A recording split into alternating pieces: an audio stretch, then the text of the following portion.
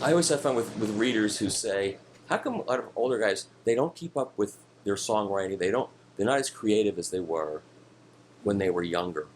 What happens? And I always say to them, what happens is you write about what you know. So if a guy was big into relationships when he was young and writing about, relationships and sex, what are the song titles going to be on his set list when he's in his 60s? It's going to be, My Wife Got Fat, She Says No, She says, I got that. I Forgot the Lube. These are not song titles that really sound like they'd be something people want to hear about. But I played your record, and this is the first record that I can recall where you're really addressing people of our age group in a way that's really compelling. And so, did you? Was that the goal of this album? Was to try to? I wrote new songs, and I collected old songs of mine that no one had heard. And then I looked at the body of work, and I thought, these are all love songs, and they sort of span the arc of love from the first euphoric parts to when reality comes setting in, to what if we should fall in love again, and then I thought, virtually everybody has been at this point has been through every one of these. At this point of my point. Sure, yeah, my point too. But a younger person might not would listen to it and hear it and think about what their future what they might be thinking about. The first part of the album, when it's euphoric love, they would have understood. Maybe they're not. Maybe they don't think, "What if we should fall in love again?" is ever going to happen to them or something. But right. But I thought that song in particular, and the one about doing nothing. Nothing with you. Yeah, this is great. I think listening to those was really illuminating for someone in my position at my age. But you didn't necessarily aim the album at. Did you aim it at all, or you just? You haven't. No, I didn't aim it at a certain demographic or certain age. Although my producer's 29. Wow. And I'm 68. So we are working with two different worlds of music, and of course, a lot of it depends on his sensibilities because he's interpreting the song as well. And so maybe it has some young and some old in it. Yeah, well, I guess everybody brings to it what they know. Yeah. So that's what I brought to it, and some of those songs really hit me in a way that I thought I don't think anybody else has really expressed that. Great. Unless I've missed something. Yeah. But usually not. Usually the younger guys are just singing about now. I'm so hot, you're gonna love me. Or I'm standing on a corner in Winslow, Arizona, and such a nice day to see. She's looking at me, I don't think at our age they're really looking that much. I don't know. Not the same way anyway. Yeah. So you can't write that anymore. Oh, no. So the other thing that really struck me, this is recorded where was this recorded? In a home studio? Or it sounds great, don't get me wrong, but did you go into a big studio, or where'd you do it? Well, the vocals were done in my backyard studio. Okay. And with a Neumann and a laptop. Yeah. And then my producer Joel took it to his house in Escondido, where he would work on it all night on headphones in his bedroom because his grandma was sleeping on the other side of the wall. And he's 29. Yeah. And so those two locations, that's where we did it all. Yeah. Because it's a new age of recording. It is, and a lot of these recordings come out sounding really terrible. Yeah. But this one it's very well integrated into itself. It doesn't have this sense of somebody getting a laptop and getting a microphone and saying, "Oh, I'm a producer, I can make records now," because there's a lot of that where they come out really not having a sense of place and self. But this recording has a really good sense of a place. And it's consistent throughout, which really impressed me because that's the kind of stuff I pay attention to. That's what my readers expect. Well, I think that's due to the fact that the Joel Piper has just unbelievable skill sets. I keep discovering more things. Now, how did he develop as a young guy? Where did he get that? I think he's been doing, since he was in junior high or even younger. He's been doing Pro Tools. And I saw him and another friend of his talking about at a songwriter thing. They had a lot of people recording us, and they were talking about all the other people using Pro Tools. They came from a school, you know. Yeah. And then they were saying, you know, I saw that guy. He was using the mouse, and the other guy went, oh, glacial. Like they don't even use the mouse because they've got all the key commands memorized since they were 12 years old. Wow. And they're looking at some guy using it because I'm thinking, well, how would you even do anything without the mouse? You know, it's like, so these guys, and then come to find out as I do the record with Joel, you know, I knew he could do every Pro Tools thing, but it turns out he plays every instrument. Well, that's key to having the ear. Just having a sensibility. And I played some stuff for him. How'd you hook up, first of all? Huh? How did you hook up? How did you... Well, we were at a thing called Sunset Sessions, and they had a writing event at a mansion in Las Vegas. They called it a mansion and had like swimming pools that surrounded the whole thing and went under the bridge. Somebody said it really had been built to do porno movies. But in any case, all these writers met, and... He was one of them that was invited, and that's where I met him. But I had no idea I'd be working with him. And then you met him, and then you approached him, or he approached you? Well, he turned out to live in my area. Oh. And there was this other guy there, too, Bobby Stein, who had a career as the first white rapper. He was called White Brent, and he had a big hit. And so I ended up writing a song with him and Joel, and then they came over to my house, and we wrote a song. And then I just started talking to Joel and realized that... and this is your first album in 8 years? I think so. That's what I think I read someplace. So. Yeah. And so why now? What? Well, an amazing thing happened. I got a record deal. Because I was going to be making another album, but you know, you make albums and then you can't promote them, you can't do anything with them, you throw them up on the internet. And so when I went to make another one, it was like, gee, I'd love to do it, but why, you know? Yeah. I'm collecting all these songs. But then my manager saw something in the trades, Bradshaw Lambert, and it said, new label looking for artists who we highly value artistic integrity. And he was so amazed to see the word label and integrity in the same sentence. And he believed it, which is amazing. Well, he called them up, and we went and met with them, and they said, oh, yeah, we'd love to sign you, and we'll give you, like, way more money than any So other. what is the label? What? It's called Blue Elan. Blue Elan. And who's behind it? Kirk Passage. It's his kind of private project. And what's his background? Well, he is an attorney at a huge insurance firm. He's their top earner. Yeah. And he wants to lose money? Yeah. I think because what they say about the hi-fi business, if you want to make money in the hi-fi business, you start with $2 million, and then you end up with $1 million. Yeah. But you have a name. I mean, you. Yeah, he knew all my music, and he used to be a manager in music and stuff. And what happened is, early on, Kirk decided there wasn't enough money in the whole music business for him, so he went into insurance law instead.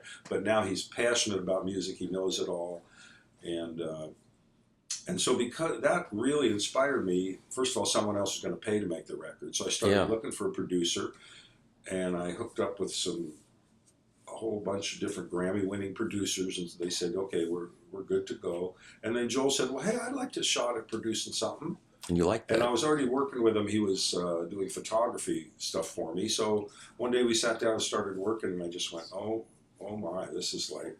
and we talked, because he didn't know... Joel, he knows the name Rolling Stones, right, and the Beatles and stuff. But if you go, well, what about the song Satisfaction? Because I think I've heard that, you know. So that was refreshing on a certain level, right? Because he was bringing it to something. Yeah, so he didn't know any of that, and then he would show me stuff on the internet, and he'd say, well, this has 800 million views, and I never heard of it, of course. Right. And so then we were just talking, go, well, you know, what if? It's very unlikely, but what if we started to work together? What if we actually could work together, and bring both sides together somehow, you know? And how many of the songs did you bring to this, or how many did you come up with after the project was started, or were they all songs that already existed? I'm not really sure. Well, there's at least 3 or 4 new ones. Did you feel that working with a young person got your creative juices flowing in any way, or Well, yeah, it did. But just doing the album and the fact that once we started, the fact that he's a young guy didn't make any difference. It was just like how good he is. Talented, And all of the songs, it flows. They flow. It's not like things sort of settle into, they just keep. It's like water flowing. You just keep every song one to the next, and you don't stop listening. And believe me, I have stacks of records that I have to sit and that one. I just played it last night. Turned the lights out and played the record. And it's really. I'm going to give it a really good review. When is it? It comes out in 21st. 21st. Yeah. If I didn't like it, I wouldn't come and talk to you. No, it wouldn't. Look, what's the point? Oh, that's so great. Thank you so much. Because you do something, and you go, wow, I think this is great. But no, really, it really is good. And I just really like the fact that it's a record that the lyrics address various. It allows people, from our generation to associate with the lyrics and whether or not you're in a situation where you're looking to fall in love again or you're stuck with the same person for a long time. Oh, I didn't say that. Sorry, honey. Yeah, but it was exciting on that level, because a lot of people say, well, what am I going to write about? Yeah. Can't write about relationships anymore. Well, why not? Yeah. And you did in a way that really, it surprised me. Great, because And so you mixed the record. Did you work on the sound together, or did you just leave him? Well, mostly he did it all. Wow. I'm there the whole time, and we're talking about it and stuff. But and this record, he did the mixes as well. We had it mastered. But Gavin did the mastering. Gavin Larson. And do you know who cut the? And was it mastered? Did you record it 192.24 bit and then? I don't. You don't know. I don't know. I don't think he did that. Yeah. So was the record? Do you know who cut the record? That's the thing.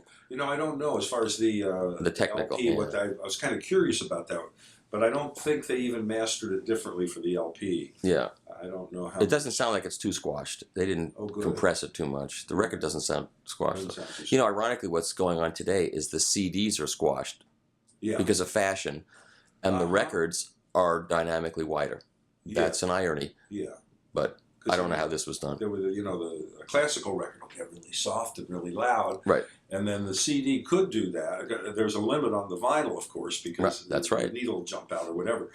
But the CD, but then when people make the records on CD, it's just become the norm first of all, the volume thing is always... It's all squashed. It's squashed. It's ridiculous. And they think, well, that's the radio. And so they're actually just, But the radio does it automatically. No. So why do it?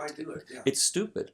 In fact, I was in an AES and the late Doug Sachs, who was one of the great mastering engineers, a wonderful guy. He did one of my records. Yeah, very sad that he died. But anyway, he brought the CD version of some Megadeth or some heavy metal band, and then he brought the vinyl version that he mastered.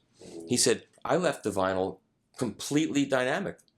You don't have to compress records now. People's turntables can track the full deal. Oh. Yeah, it was in the old days you couldn't track it. So now the records have the full dynamic range, and the CDs are squashed. Yeah. It's ridiculous. It is. So I don't know who cut your record, and I don't know whether they just took a CD and cut it. I don't know, and you don't know either. But I don't know. It doesn't matter. We sent them the files, and the label did it. And I am curious about it, but I'd like to find out. Yeah. Regardless, it's not the kind of music that needs bombastic dynamics, but it does have a consistent sound. And you're there in the room, and there's not a lot of effects on it, which is good. That are audible. As far as I'm concerned, a lot of taste went into the production. He did a really, really good job. I mean, I'm noticing when he's making the record, I go, well, he's got a lot of stuff on there, but he'll have 16 background voices, and you don't really hear him. And the same thing with the effects. He just uses everything. That's right. It's tasteful. Nothing like some of these younger guys are making records where they put enough echo in it because they got all those Pro Tools tools. That's right. And they want to use them all. Yeah. And they also want you to hear that they're using them, which is the opposite of what you're supposed to be doing with it. Right. So it's a very coherent... He's like, well, I don't want to use that sound because that sound's on all kinds of records. So I'll use something else. Right. And in a way, you don't really hear it. No. You don't, because I played it numerous times to try to see what's going on, and it was difficult for me to tell, and I'm pretty good at that usually. So it was all on surface. of a particular sound Yes. where, again, I got that sense of water flowing the whole way it flowed, and your tone of voice. It was very effective. Wow. So, thank you so much. You're welcome. That's good. So, That's what we were aiming for. so now, do you have any? This, I'm sure this gets asked, and if it doesn't, I don't know why. So going back to the early days, none of those guys from the Eagles had anything to do with this record. You didn't have any guests, and you didn't feel the need for that, or that you don't. Well, they've been on tour for 3 years, and they're busy, and I mean, You still have good relations with them. yeah, I do. Yeah, I interviewed Don Henley at the Sunset Grill Yeah. the day that the people that owned it recognized him for the first time. That was really interesting. You were there?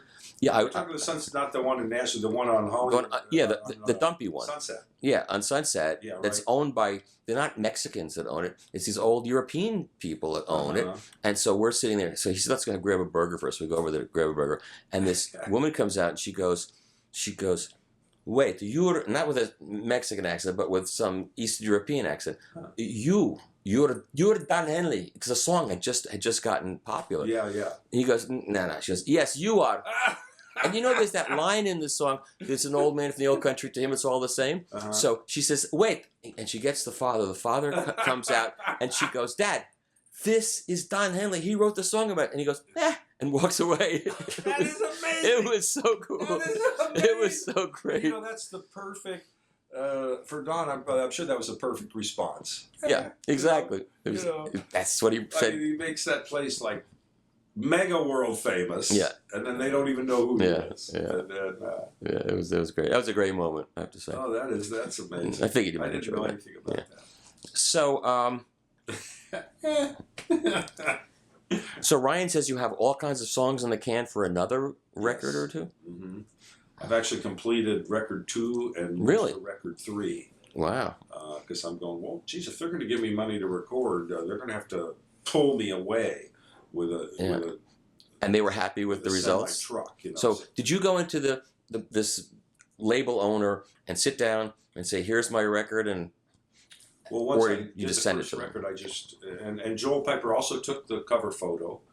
And, Wow. And he's a photographer too. yeah, he's a really. But I don't like this guy at all. He's just too damn talented. Yeah, it's kind of frightening. Now, does he also have aspirations of making his? Oh yes, he just put out. In his spare time, he put out an album called Celebrate with 23 tracks. It's up on the internet. Wow. He's got his own management. He was signed to a Disney label for a couple of years. They tried to make him into a teeny pop star, but in the end, he just didn't have any heart, and he just couldn't go forward with that. Yeah. But he's definitely. Well, that's a good idea, because that doesn't last long. You're much better off going for the long haul. Yeah. But he's going to have his own career. I'm trying to work with him as much as I can until it's not possible anymore, because he's like on tours. So when did you've always been a performer, or you were a songwriter originally, or you did both? And you both. I basically started in the folk era in the coffee houses. Right. And my training was being on stage, playing for audiences of 4, 5, maybe even 6 people. Yeah. So, and I learned that it really didn't matter what the hell I did. And I got very comfortable. Right. And then I wasn't very adept at playing or singing, so basically I had to. What does that leave you on a stage with a guitar? Nowhere. So basically I get tried better? to do other people's songs, and they go, well, you're not really cutting it. So then I started writing my own songs. Oh. And you got pretty good at it right away. Yeah, it just started coming naturally right away. And so do the royalties still come in from those? Is it lucrative? Yes, which is kind of a very unusual story. Yeah. Everyone in the Eagles and everyone associated with everything actually treated me very well, and I actually got paid. So that's good. It's amazing. And they're still popular as hell, Oh, they still get young audiences like their music too. So yeah. This will be a gravy train forever. It's a good I thing. hitched my wagon to a star, as my mom says. Good. So, And did she ever think you were going to make anything of yourself, or it was? I don't think they really did. Yeah, mine said, go back to law school. Don't. When I met my wife, she already had her former boyfriend was a musician, and came and said, and took her aside, and said, I know this guy's really cool, but don't think he's ever going to make any money. Come on, it's $1 billion to 1. So. and you defy the odds. So now you still perform, right? Yes. So are you going to tour in support of this record? When is that going to really start? I don't have the tour book, but I've been doing a lot of different kinds of shows. And, so I kept doing the folk thing, and I just kept performing as well as writing, and I still do. So There's a really, I don't know if you like playing small clubs. There's a small club in Piermont, New York called the Turning Point. It's a wonderful small venue that a lot of well-established people go play just to get into a small place and get the crowd going. It's a really great place. I'd come see you there if you played there. Yeah, and I like to play large places too. And then sometimes I get bored and I go downtown and play on the street in You do? San Diego. Wow. In San Diego, they let you do that. Yeah. So that's amazing that you would do that. That's gutsy and me too. But I just find myself doing it. So your creativity, you sense that it's never waned. It's been ongoing, and what accounts for that? Do you think? Yeah, I don't know. I don't know why, but you seem a very even-tempered guy, so that probably helps. I sort of tried to turn my back on the music for a while, for a couple of years, and then I realized, no, there's nothing like it, and I'm never going to do that again. I'm full into it. Yeah. And then it's more like I have it all going, and you're looking for a place to put it. So when you turned your back on it, what did you turn your back towards? What did you turn your front towards when your back was turned to music? Yeah, that's another story. Well, of course, that's why I asked the question. Yeah. If you don't want to talk about it, that's fine. I don't know. I tried different things. I bought some houses and sold them again, and I house flipping. I got a massage therapist license, and I did that for a while, and I ended up having a job as the masseur in a very large topless bar. Now you have to have written songs about that. Oh, I did. Good, because if you didn't, I'd say start. If I didn't, I'd be dead. Yeah, what are you talking about? Quite an unusual experience. Have those been recorded, or are those going to be your next record? Or yeah, there's nothing like that on this record that I can discern. No. That's for a future racier record. Called "I'm on a Bender," and I wrote some other things like that. Because I once went to this junket that Sony ran at someplace in Las Vegas, and the thing, you could get a massage. Yeah. And they said, do you want a woman or a man? I said, I'd prefer a woman, but I don't care. I'm agnostic. So I got this guy, and he just spent the whole time just assuring me that he's not gay. Yeah, he's just saying to me, I worked in a coal mine, and I once took a hammer and Yeah. I said, I'm fine. I'm a real man. I'm not worried. Well, it was pretty fun.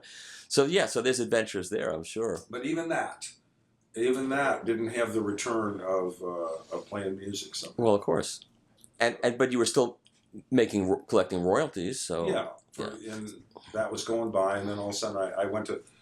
So I'm going to get back into playing. I picked up the guitar and I'd forgotten. In about a year, you don't think. And all of a sudden I had to really work for a few months, and then I said, I'm never turning my back on her again. This is the one, and I'm sticking with music 1,000%. And how long has that been? Oh, that's been 20 years ago that I did that. But, well, that's good. That was a good idea. Yeah. So I will. I got a radio. I used to be on the radio 40 years ago. I was on the radio in Boston, and I started at the top and got fired. So there was no place else for me to go. But I was at the best alternative rock station in the country, BCN, and I got fired twice for things that nobody would get fired for today. It was I was ahead of my time, and so now I've got a radio show again on a college radio station. I'm back. Fun. Yeah, and it's on the internet too. So every really great DJ that I know of got fired many, many times. Yeah, sure. They're always telling you to play this crap, and you don't. Right. Well, I can play what I want, but I was saying things that they didn't. Well, even that though. They told me, I said, "Don't talk about your parents. It's a downer." And don't ever talk about your sex life. I said, but everybody is interested in that, Really? Everybody's always interested in that. Of course, sex that's life, right. So that's what I got fired for. But anyway, so now I have a radio show again, and so I will. And everything's from vinyl, and I transcribe it on a ridiculous stereo, and so I will bring files from your record and play it on my show, and people around the world listen to it because I have this big fan base at this point. So it's really cool. So I'll play it. Oh, fabulous. And I would say for the next record, if you have the master mix and it's in high resolution, have a mastering engineer of some repute, as opposed to anonymous, cut it from a high resolution file so that person's name could be up. Because that's people who buy vinyl care about that. I see. They don't.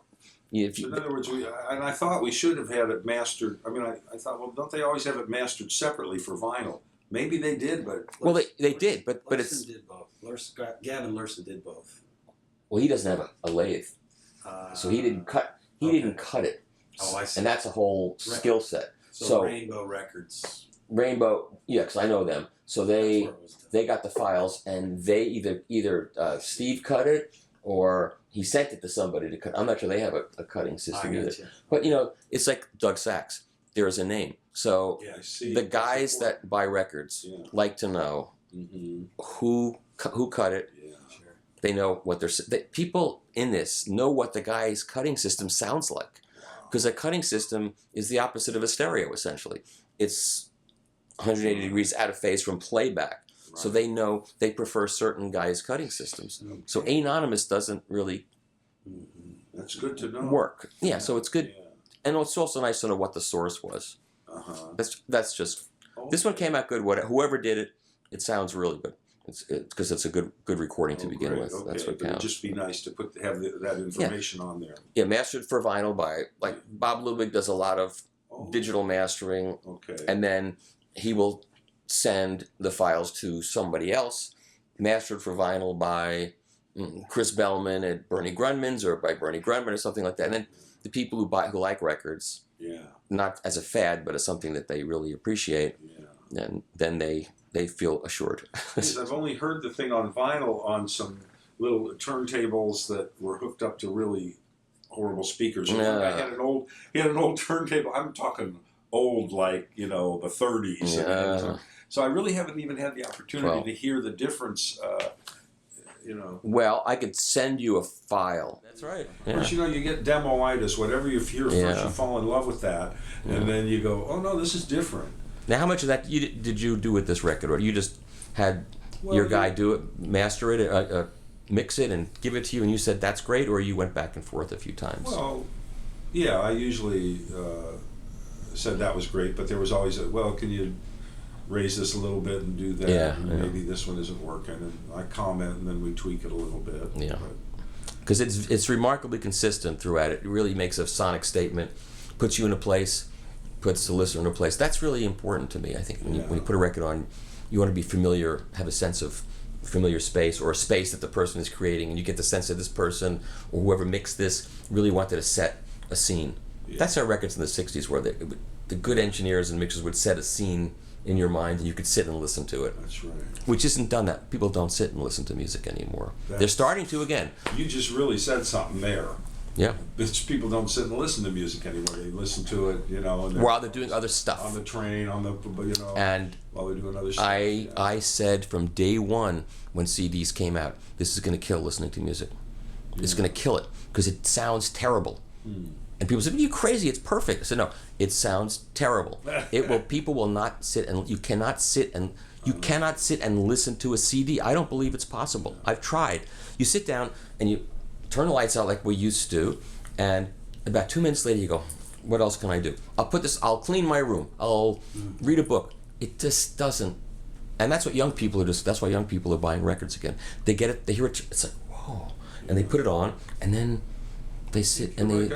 I was in Nashville with one of my co-writers, Carrie Ott, that wrote one of this Room to Run with me. And I came over to write one night, and I'm too wasted to write. Let's just listen to a bunch of albums. Right. So he puts on all these albums, and they're the classics of all time. There's some Motown stuff, and there's some weird stuff, and he just had these crummy little speakers, but it was a turntable. That's right. As soon as he put on some of this stuff, it came back to me like, oh, that's right. That's what music used to be. There was something different about it, even with a crummy stereo. That's right. You got it. It was just totally different. You got it. That's what I hear from young people. I hear from older people, old guys say, "I read your stuff. I find it amusing. I just read it because you're entertaining as a writer. But Right. then I said, okay, damn it, I'm going to just get a turntable again. I used to have a turntable. I'm going to see what this is all about. Yeah. And now I'm on my third turntable. Yeah. Now I'm spending all this money. Now I'm on a first name basis with all these guys that sell records. And you hooked me, and I hate you. But I love you. Yeah. That there's something about it, whether it's a distortion. I don't care what it is. I couldn't believe it because I thought, You're right. you know, in my studio I've got a great, you know, monitor system, and Yeah. and yet this record sounds better for some. It's just got an appeal that. That's right. That is right. And I've been screaming that since 1986. Yeah. And now it's vindication time. What for about me. the Neil Young Pono thing, or is that thing just? It's better than CDs, Better but than it's CD? still there's still something about a record. It's And not vinyl. no, and you know, and Neil's busy selling porno, so he says, if you buy a record cut from a CD quality, it's a fashion statement. Well, maybe, but it still adds that certain thing. Like if you listen to that Bob Dylan record on vinyl, cut from a CD, and compare it to the CD, there's Still more. something about it. Whether it's an additive distortion. Who cares? All recordings are additive distortions. You don't take the raw recording you make and put it out. You process it in some ways. You add things. You maybe put a little Pultec equalizer, a little tube equalizer. You warm up the sound with a tube microphone, something. So this is one last step that adds something that gives it that sense of reality. So I have a friend who's a digital guy. He says, you know what it is? It's in that groove. There's a needle going back and forth. Every time you play it, it's making a performance. Yeah. You know, as opposed to a file playing back. But whatever it is. Yeah. And the better your turntable, the better it keeps sounding. Of course, it's infinite. It's not like ones and zeros. That's right. Discrete steps. It's That's right. continuous. But whatever it is, it really is Yeah. a whole different thing. So now, how are you distributing this? You're going to do iTunes and you're going to do CDs. Well, for the first time in all these years, I have a record label. So So- I don't even, right. you know, I'm going, Well, they're don't you- going to do it. And do they're you doing know it what their all. plans? Don't you want? I mean, Well, it's on iTunes. Yeah. And it launches on the 21st. 21st. And on Amazon. Yeah. And so that's the deal. Amazon does a good job of selling vinyl. Really, really good. Oh, They really do. Really? I mean, I ordered Richard Thompson's newest record, yeah. double records that cut at 45 RPM. Really nice. Like somebody been a fan of his forever. And I ordered it on Sunday Yeah. from Amazon. It was on my front door Monday morning I know. for free because I'm a Prime Amazon's customer. like that. You go, wait, what? How? This can't be.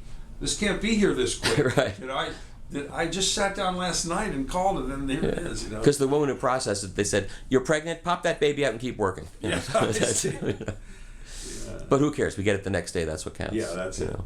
Oh, that's nice. Well, great. Well, I think this was really fun. I really enjoyed talking to you. I Thanks, think that's Michael. probably a good amount of time to talk. Anything you want to tell my readers about this record? Nothing special. I can. This music speaks for itself. Just I hope you like it. Hope you get a chance to hear it. You know. So. Yeah. Well, I'll play some of it Oh, great. next Monday. So Great. okay. Well, thanks so much. Thank you, Michael.